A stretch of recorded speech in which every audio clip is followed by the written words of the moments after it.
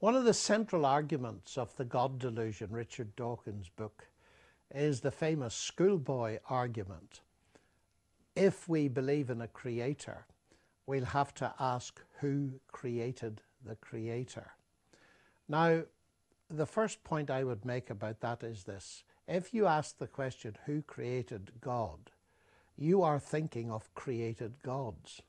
Now, the ancient world knew all about created gods. Actually, we call them idols.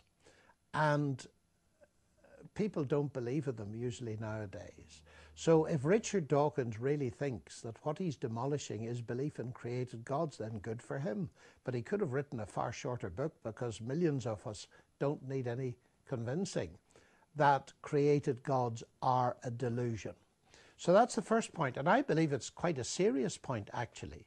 Because if he thinks that the God means you must be able to say who created God, then he does fall foul of that criticism.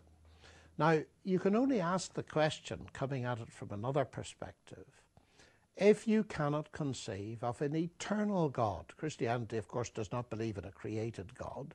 It believes in God who is eternal and is the creator of everything else. In other words, God is uncreated.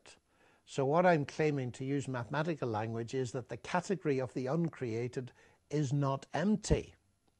Now, it could be that Richard Dawkins has difficulty with the notion of the uncreated, although, and I'd like to know the answer to this, I don't know the answer to this, does he believe that matter and energy have existed forever? Because if he does, as many people do who are atheists, then they do believe in something eternal.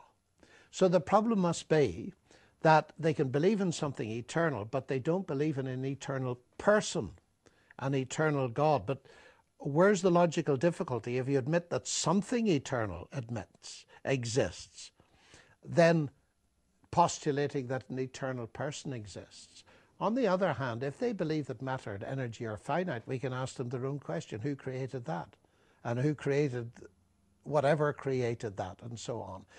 You have an infinite regress unless you can see that the buck must stop somewhere. And of course, the Christian doctrine is that God existed eternally, so that by definition, the creation buck, so to speak, stops there. So I really think that in a way the game is given away by asking that question. Dawkins is thinking of created gods, which are a delusion.